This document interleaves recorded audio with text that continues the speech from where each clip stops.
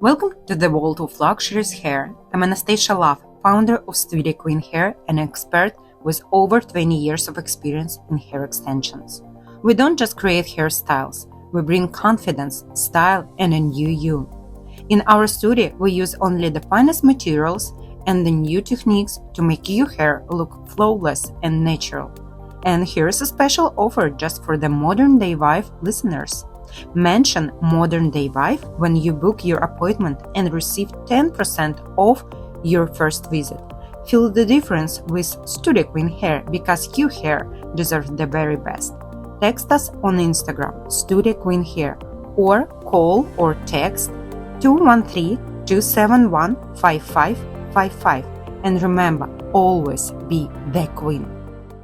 Welcome to Modern Day Wife, the podcast, your go-to destination for inspiration, real talk on being a woman and a wife, all while building community. As a global membership, lifestyle, and event production company, we are dedicated to supporting and celebrating women who balance their multifaceted lives with grace and ambition. Join us as we have insightful conversations with leading experts, entrepreneurs, and influential voices who share their journeys, strategies, and stories on how to do it all. Whether you're a working professional, a stay-at-home mom, or a dynamic blend of both, Modern Day Wife, the podcast, is here to uplift and guide you on your path to success and fulfillment. We're Megan and Megan, your hosts. Welcome to Modern Day Wife, the podcast. Welcome back to Modern Day Wife, the podcast. In today's episode, we're thrilled to welcome Dominique Baker, an award-winning skincare expert, hair connoisseur, and travel enthusiast. As a passionate anti-bullying advocate, Dominique combines her expertise in beauty with her commitment to empowerment. Join us as we explore her inspiring journey, tips for self-care, and how to navigate the world with confidence and compassion. Get ready for an enlightening conversation that celebrates beauty inside and out. Welcome. Thank you for having me. I'm excited. Yeah, I know. We were just sitting here chatting. I'm like, okay, we need to hit record because we are missing all the good stuff that should be on the podcast because, I mean, you're just amazing. Thank you. If people don't know, we've actually been working with you through Modern Day Wife literally since it was COVID. Honestly, that still remains one of my most successful events ever. I think it's a testament to you ladies as well. Like, it was during COVID and we still had a great virtual online turnout. I'm so pleased. Yeah, it was definitely a lot of fun. I mean, we had to get creative and we stumbled upon you because you're such a bright light. I mean, thank you. So many people, even just a little side note, we did an event yesterday and Dominique was on the celebrity panel at the W Toronto, but so many of the attendees were awed by you because you are beautiful inside out. You just actually have the most amazing energy. Thank you. And I love that about you. So I feel personally lucky to get to talk to you today because I'm excited to learn more about the world of influencer marketing, but also doing it with a cause. Yeah. So maybe we can start there. I mean, how did you become such a successful influencer and content creator? Thank you. I think that I became successful because when I started when I was 37, I was filling a gap. I'm from Ottawa, and there weren't many Black women influencers who were my age, and I feel like I definitely put a classy spin on my content, and brands love that, and women ate it up in my city. And I was also, I had project management expertise and training, and I think that really helped me with my business, with influencing. It just, it kept me organized and was like an idea machine. I'm so happy I started when I did. It was like striking while the iron's hot. Yeah. What year was that in? That was 2015. My first blog post went live January 27th, 2015. Oh my God. That's literally approaching a decade ago. How have things changed over the years? Because I'm sure you had to adapt with the times to stay current and relevant and keep it exciting. So I started in the golden age of blogging, blogs, and YouTube. I miss blogging. Yeah. Because I'm a writer and a photographer first. That's really how I got my start. Okay. I started photographing influencers in my city and charging a nominal fee. And then I started doing product photography for brands, and they love that. I'm also an esthetician, so that really helped with the beauty and skincare, the skincare especially. And yeah, I loved writing. It was like my own personal journal, and it was really connecting with my audience. I miss that. I feel like everybody's attention span has completely changed. I know. It's gotten so short. And I remember the days when I'd happily eat up a 40-minute YouTube video, and I would hang on the YouTubers' every word. So now it's 1 minute? 1 minute if you're lucky, you know. TikTok's been a real game changer, though. I do love TikTok. Okay. So fun and so educational. I feel YouTube is making a comeback, though. Long form's definitely making a comeback. And yeah, you know, you've got Instagram Reels. People are missing static posts. It's nice to see actual pictures coming back as well. Yeah. But yeah, I feel like the consumer of this sort of content has become smarter, savvier, and that's great to see. Yeah, it's so interesting. I mean, there's so many platforms, which is hard to navigate in a way. So I'm like, that's a question in itself, which I do want to get to. But do you think that what made you so successful was playing into your strengths? Because it sounds like you went into the avenue, like you already were an esthetician. You knew that, because a lot of your content is obviously beauty focused. Right. So what do you think made you so successful? Was there a niche you were doing, or what was it? So my niche when I started was luxury beauty and skincare. Okay. And what I like to call like clinically tested, clinically proven skincare. So the stuff that you buy from your dermatologist or at a med spa. And not too many people were reviewing that sort of content, reviewing those sorts of products back then. And also, there wasn't much content like that for Black women. Now, I know like the makeup of everybody's skin is pretty much the same, but Black women, women of color, were looking for somebody to look to for that those sorts of skincare reviews, so on and so forth. And I think I filled that gap pretty well. Yeah. And also, like, I joke, but all of my counterparts were like 20 years younger than I was. So I was 37, everybody was 20, and a lot of these girls were like, oh my God, buy this lipstick, it's totally amazing. And that's fine, but why is it amazing? Wait, you also look so young, though. Oh, thank you. I was like, filler and Botox. I was like, no, you look 37 now. Thank you. I'm really proud of how I look. I take really great care of myself, but I also had really bad acne. Okay. And I did 2 rounds of Accutane, and while it worked like gangbusters, it was very harsh. Yeah. And I didn't want to do that again. I wanted to put my own expertise to work and see if I could heal it by myself with products that were available to me. And it really worked. And just sharing that knowledge with other people seem to really appreciate because, like I said, the consumer is getting smarter and savvier. Do they want to rely on heavy grade medicines and prescriptions, or do they want to try something that could work for them that's more topical and a little less harsh, you know? Yeah, that's so interesting. So it sounds you went for keeping it real. Yeah, absolutely. On your Instagram. Definitely. I'm told that a lot, that I'm really authentic. What you see is what you get with me. Yeah. And I know that I myself, you know, have my own influencer idols. But then when you meet some of them, you're like, oh my God, you're not at all like you are Isn't online. that crazy? It's a little sad when they're not as kind or if they don't have the knowledge, for instance. Like, what are you talking about on Instagram and TikTok when you can't back it up, you know, in person? Actually, well, it's interesting that you say that. There's a few questions that I want to ask you, which is exciting. But Excuse me. no, it's no problem.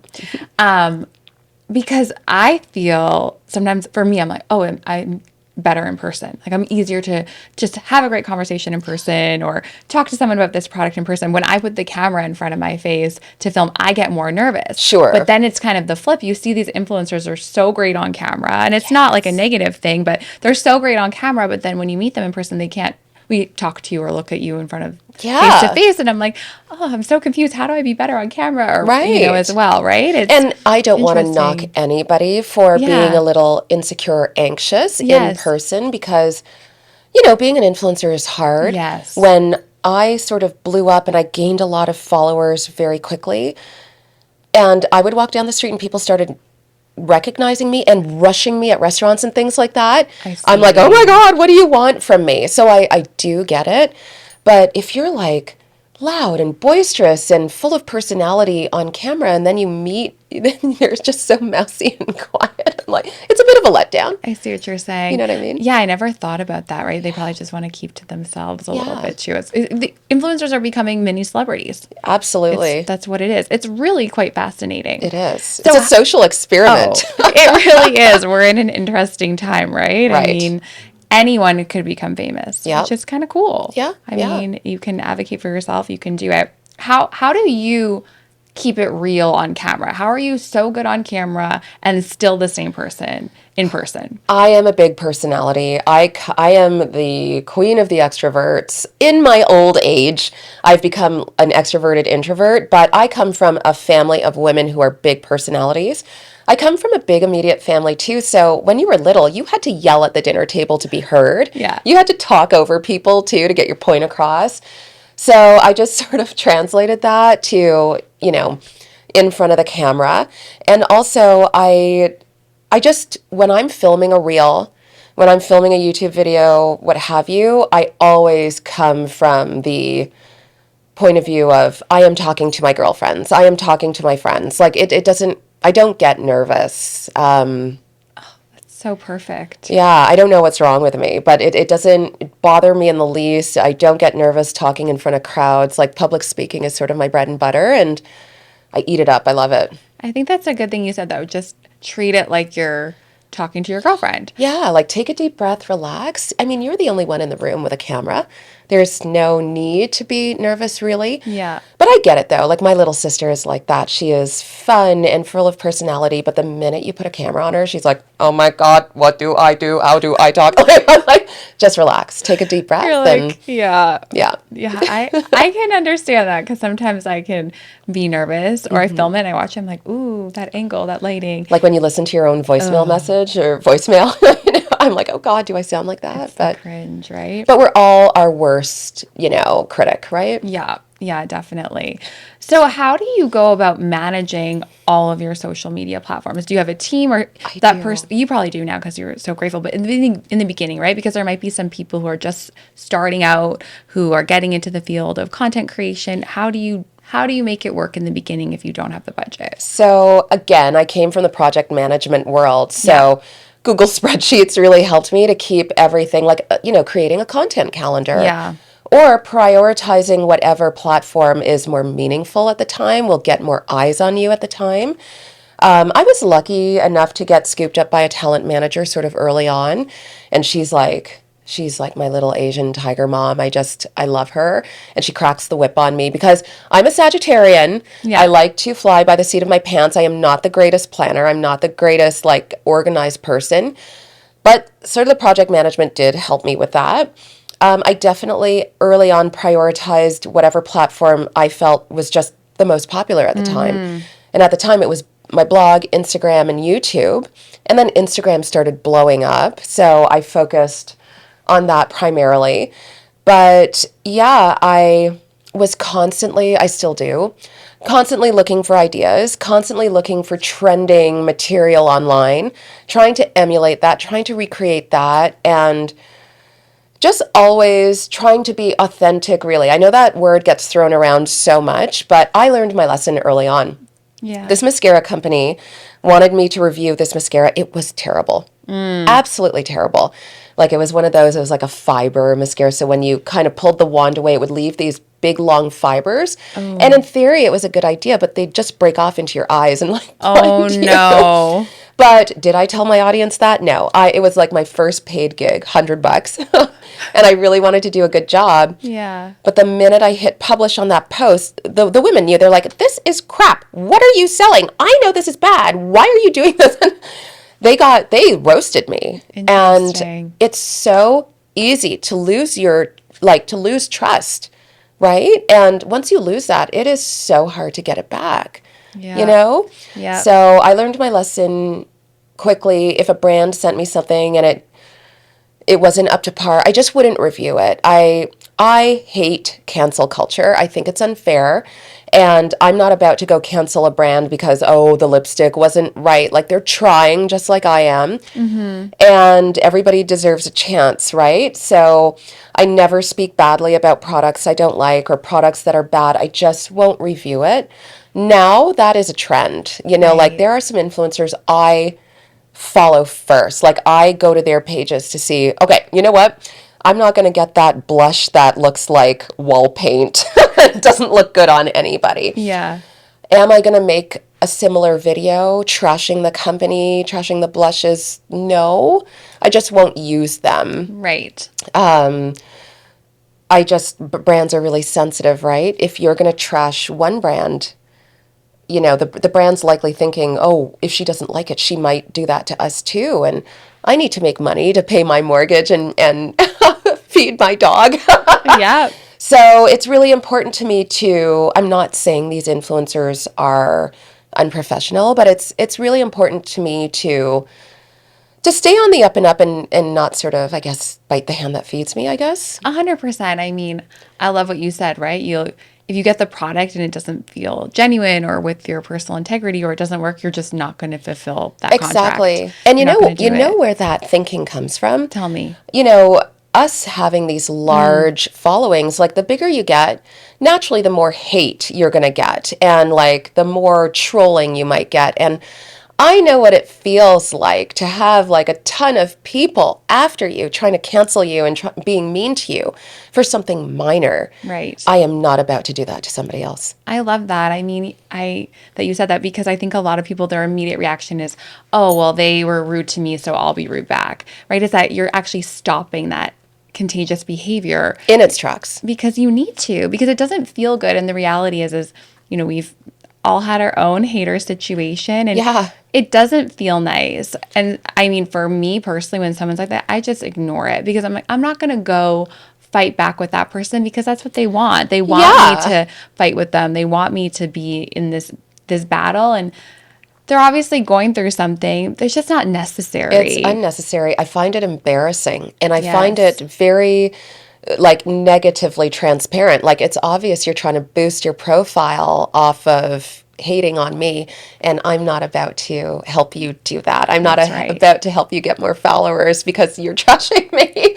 So we're mature, we're businesswomen, we are professionals, and I treat everybody with grace. I give everybody the benefit of the doubt. And if I don't like you, if I don't like your content, I just keep scrolling. What do you do if you get a hater, though? When people leave comments, what is your reaction? Oh my gosh. What do you do?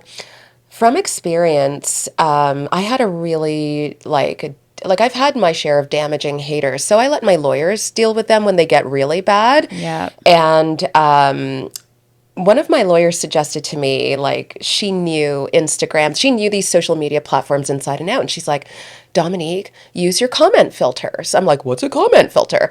And so that is it's something in Instagram and TikTok and YouTube where you put in all of these, let's say, triggering words into your comment filters, and then haters cannot leave comments using those words. Really? So you never even see them. So Instagram has that feature. They also have restrict. So, like, somebody the other day said, red lipstick makes your nose look bigger. And I just restricted her, and so she can leave comments. She doesn't know she's restricted, but nobody sees her comments but me. And when she kept doing it, I just ended up blocking her. Yeah. But people like to compare me to this singer from the 80s. She was popular in the 80s, but she had a raging addiction. And I found it a little insulting every time somebody compared me to her. So I just put her name in the comment filter. And so now people can't leave those comments. I didn't even know. I just learned something new. I had no idea you could do that. I'll send you a DM on how to do it. Yes. It's super easy. But, excuse me, people like to pick on me for certain things. So those comment filters were a game changer for me. Oh, it's just crazy to me that people sit behind their phones or their computers and do these things. But well, like, when they're hiding behind fake accounts, they have a lot more courage, right? Yeah. Oh, they need a bigger game. We need to get them on purpose. That's the one thing. Okay, so good. So we can do the comment filters and hire a lawyer that's in that industry now, because there's probably it's a whole other industry. Well, I saw there was an influencer who was being harassed, and this person kept contacting her brand partners, and this influencer was saying defamatory things.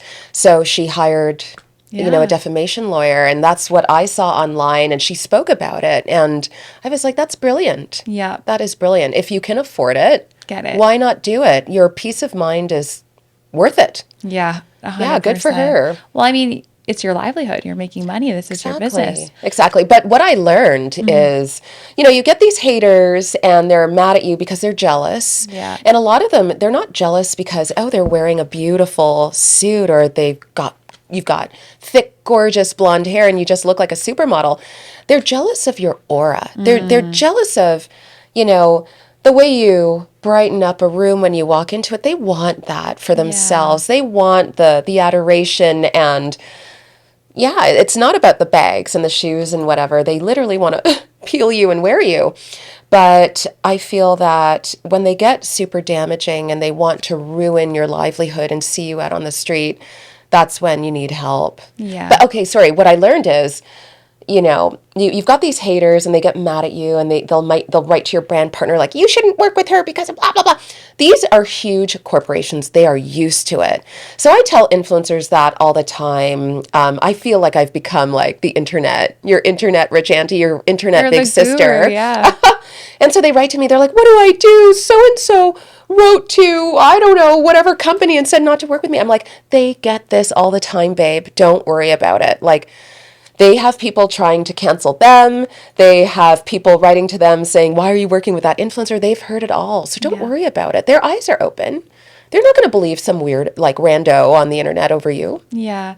I love that you said that because I think that that's a common reaction. And it's also good for me to remember, too. Like, also, if the brand has integrity and they know you and they trust you, they're going to back you up. And that's also the type of company you want to work with. Yes, Not exactly. quick to change just because someone screams at something, because there's always, you can't please everyone. Honestly. And I always say, take a deep breath. The brand has done their due diligence in researching you. They've hired you for a reason. Again, they're not going to trust some rando on the internet. Yeah, that's right. Yeah. So how do you go about making, obviously you've created a business for yourself and you make money doing this. So you started somewhere. Yes. How do you expand on that? And then we were also talking a little bit earlier, which I had no idea, but there's different types of influencers that companies have categorized you into. So I was like, okay, I want to know how you're making money off of this because it's a lot of work, and what type of categories can one fall into? So it was really important to me to be financially independent. Like, I'm very fortunate to be married to somebody who does well in his own right, but it was really important to me to make my own money. Yeah. I came from a family of strong women, and they always hammered that into my head. And, God forbid anything happens to me tomorrow, at least I have financial independence. Yeah. I would never have to rely on anyone. That was super important to me.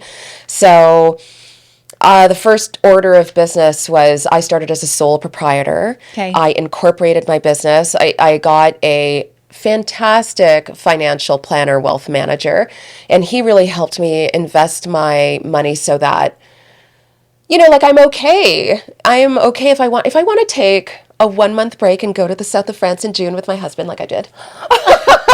I can do that. I can do that, and passive income was really important to me. Like, why work so hard when you can have some revenue streams, some income streams that just take care of themselves? Yes. So I incorporated as well because there's just significant positive tax implications for us, especially living in Canada. I know.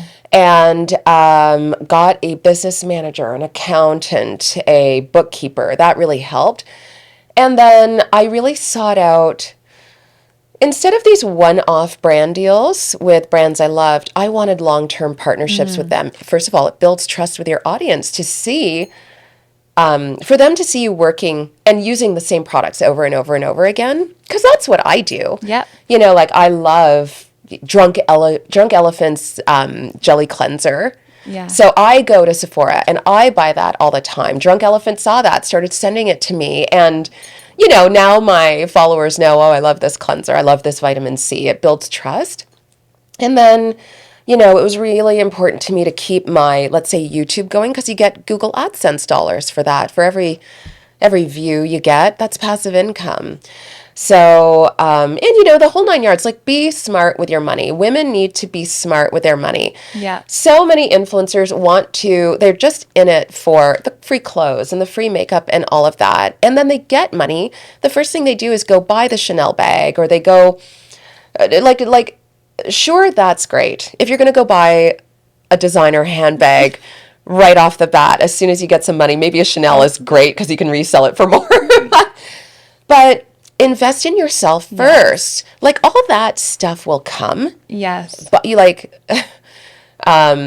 some rapper said, if you can't afford it twice, you can't afford it. It's so true. And that really stuck with me. So I really built my business because I wanted it to be self-sufficient. I wanted to have enough money to live comfortably and independently. And I also knew that as I got bigger, I wanted to hire a team. And more important than me getting paid, I want to make sure that they're eating too, So it's always important to me to keep the business going, work with brands who let's move with integrity, who care about me, who see me. Yes. Because so many brands still to this day, they have press trips or campaigns and there's no Black women, there's no East Indian women, there's no Asian women, there's no guys, there's no men, there's no LGBTQ plus representation. Right. So yeah, all of that I feel contributed to my success because I always tried to move with integrity.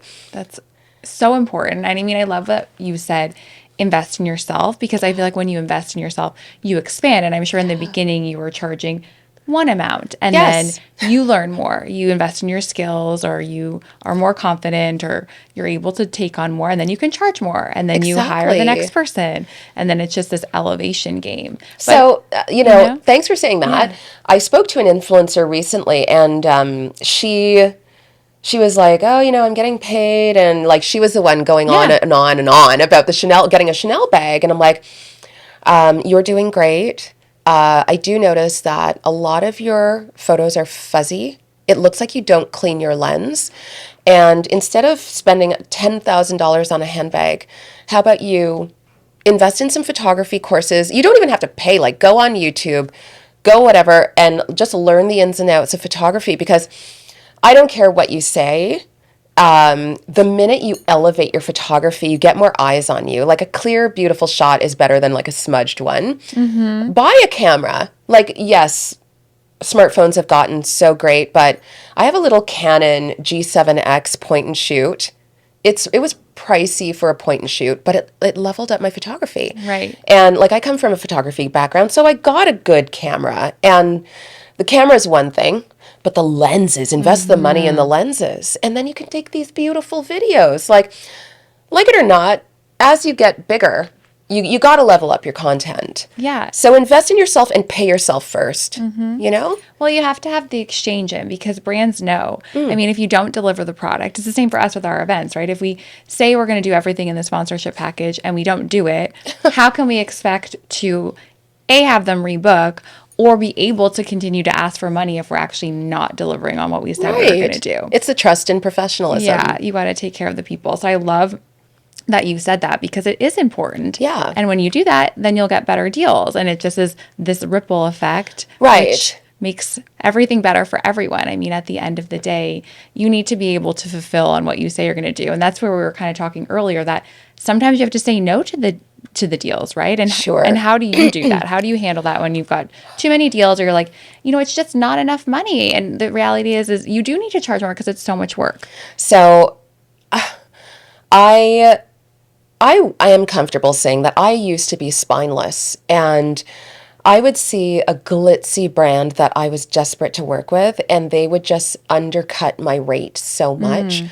And just because they were fabulous and popular, I would just eat it and get paid peanuts just to be associated with that brand. And then my manager came in and she's like, no more. The brand has to be absolutely stellar, or we have to see something that confirms for us that we can make the money we want in the future. And sometimes it's just about getting your foot in the door. Right. You know, like, I'm sorry. If Lamborghini were to come to me tomorrow and they're like, we're paying you $1 for a reel, I'm like, okay. You're like, I'm going to do it. We're like, all right, Lamborghini, like, let's make this happen. Right. So. But like, you know, you have to draw the line somewhere because you can't be taken advantage of over and over again. My manager is a master negotiator, so we typically get what we want from brands we want to work with. I also have a proven track record. That's right. But most of the time, if I can't take on any more work, my manager is really honest about it. And she will let the people know she's just fully booked. Can we loop back in a month or 6 months or whenever, or the next time you have a campaign? And they're grateful. Yeah. They're usually grateful for that. But I work 24/7 as well. Like, I like working. Yes. You know, like, it fulfills me.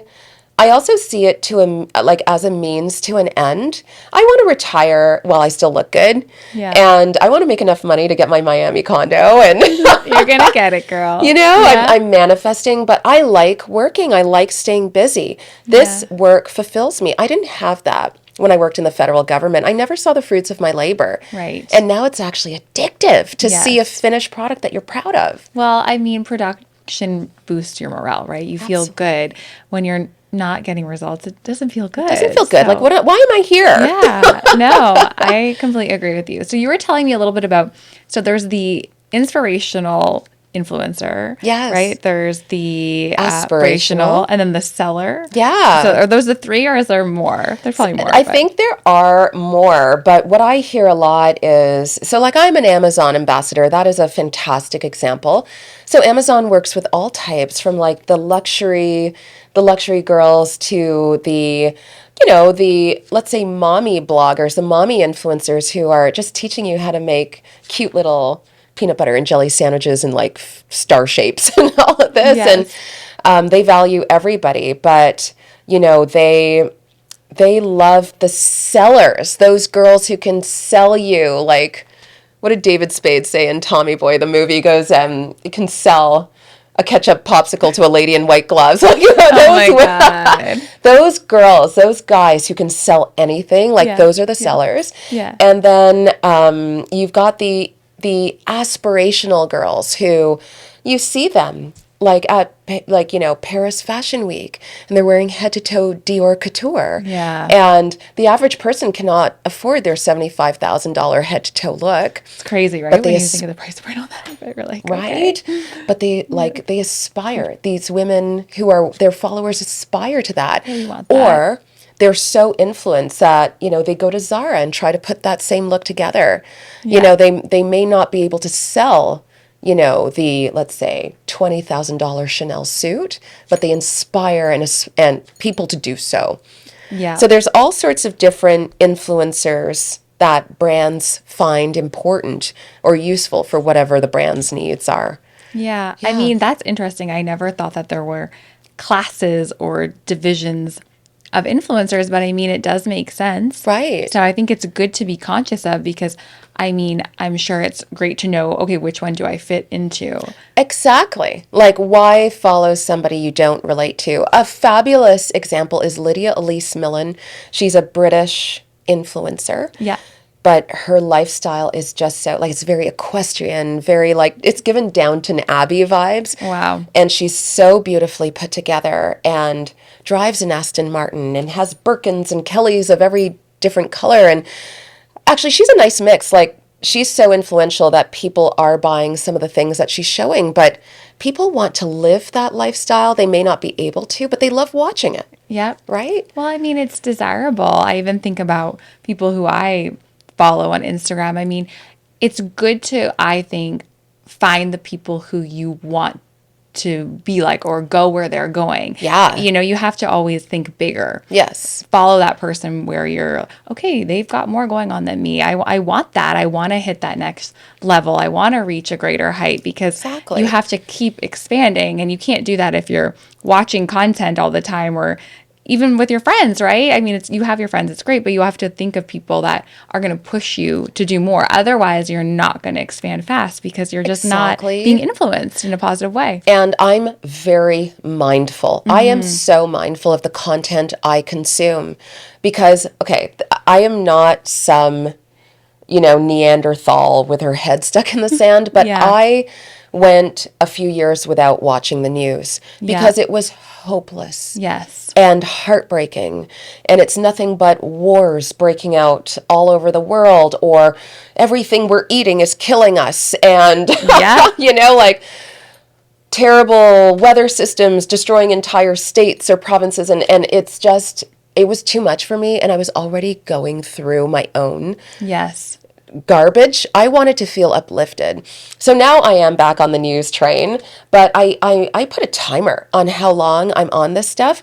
And the accounts that I follow online, like, make me happy. Yeah. They make me feel like I love Mel Robbins and Brene Brown, and I love Black fashion content creators because I love colorful, sexy stuff. Yes. And so I just follow people who are like me, people I would love to emulate myself, and good news stories. Like, there's this girl, all she does is share good news stories, and I'm like, oh, that's nice, It's like a baby penguin got rescued from wherever, and now he's like a superstar. Aww. But that makes me happy. Why do you want to be staring at your phone for 8 hours a day at miserable stories? God knows. I haven't watched the news probably in over 10 years consistently. I thought it was just me. No, it's not. Oh, sorry. I thought it was just me. I used to watch breakfast television when I got ready, and then I moved in 2012 to England. Oh, that's where I'm from. Okay, beautiful. Yeah. And I stopped watching the news, and I mean, I check in obviously on current events. Yeah. But it was life-changing. So I agree. Yeah. I agree with you. Honestly. Totally. Well, there's one key question I want to, because we're kind of getting to the end, wrap up with you here, because I know you were very interested, and we haven't even followed the script, which is great. But I did want to ask you this, because as someone who discusses social justice, which you do, how do you navigate conversations around important topics? So I try to be very careful, and I do my own research, because I don't want to be putting out even more misinformation out there, because there's so much as it is. But I really try to speak from my own point of view and my own experiences, right? Yeah. I can't speak comfortably about things I don't know, but things that are super important to me, like that it's okay to aspire to not have children. Yeah. It is totally fine. And I am not some child-hating weirdo. It's just I knew motherhood wasn't right for me. So I learned as much as possible about it as I could, and found my own tribe and started sharing that and interviewing people on that and highlighting people. And also, with the anti-bullying stuff, I was so tired of being bullied online. And I'm like, you know what? I hear this from my favorite content creators. I met this makeup content creator with millions of followers, and she was just so down in the dumps. Yeah. Because somebody was defaming her online and making all sorts of fake accounts with her name, and she couldn't open her phone. That's crazy. Without feeling terrible and wondering, when is the other shoe going to drop? When are these people finally going to ruin my business? First of all, they can't hurt your business. Some weirdo on the internet who is harassing you that way, they can't hurt your business. And I also said to her, you have the means to protect yourself legally. Why don't you do so? And there's all these resources out there for people to get help. Even if you don't have the money to hire all the crisis managers or lawyers, contact, if you're a teenager, contact the Kids Help phone. Yeah. Contact Bullying in Canada. A lot of hospitals as well have programs to help people out with that. You don't have to suffer alone. Yeah. And you know what? Get therapy, get help. It is not a negative reflection on you. It is an investment in yourself. If you are feeling depressed or worse, don't let these weirdos hurt you anymore. Go speak to somebody about it. Yeah. That helped me, and that helped me feel powerful, and I want to pay it forward because, girl, there are so many of us out there struggling. I know. I love what you said, because you're actually being causative, right? You're Yeah. like, okay, I'm going to take action. I'm going to stop this. I'm going to figure out a plan. So I really do love that. And I mean, it's so important to speak on these topics. And I've absolutely loved everything you've said. I mean, I feel like we covered a lot of ground. So there's one question we always ask everyone who's on the podcast, Okay. which is, what does it mean to be a modern day wife to you? Oh, geez. That's so funny because what it means to me is I've been married for 20 years as of this June 19th. Wow. And I love my husband to bits. I'm going to be that girl. We are besties and we have a lot of fun together. But I am a strong modern day woman. I am independent. I love education. I love educating myself. I love traveling the world because that is the best education out there. And that's modern to me. Yes. You know, yes, you can be a trad wife and take care of your family. There is nothing wrong with that. Just feed your soul as well and make sure that you are happy on the inside. And lastly, pay it forward. That is the modern day woman to me. That is a modern day wife. Help your fellow sisters get to where they need to be. Yeah, You know? I love that you said that because why do we have to play this individual game? I mean, This everyone gatekeepy can be weirdo-ness. I know. We can all be successful, beautiful, smart, married, happy. We don't need to look at that woman who has it all and is doing well and want to tear that down. We can Absolutely. help her find that too. The pie is big enough for all of us to get a slice. I love this. You are simply amazing. Thank you. Where can our listeners follow you? On Instagram, just search Dominique.Baker. That's my handle. On TikTok, it's Dominique Baker Official. And on YouTube, you can just search my name and find me that way. And my website, styledomination.com, but it will be being overhauled soon. One of the guests at the conference last night, she'll be overhauling my website. And so she's stellar. So look out for that. Ooh, I can't wait to check it out. I'll be following along when you announce when it's live again. Definitely. Thank you so much for being here with me today. I had so much fun. You're welcome. Thank you.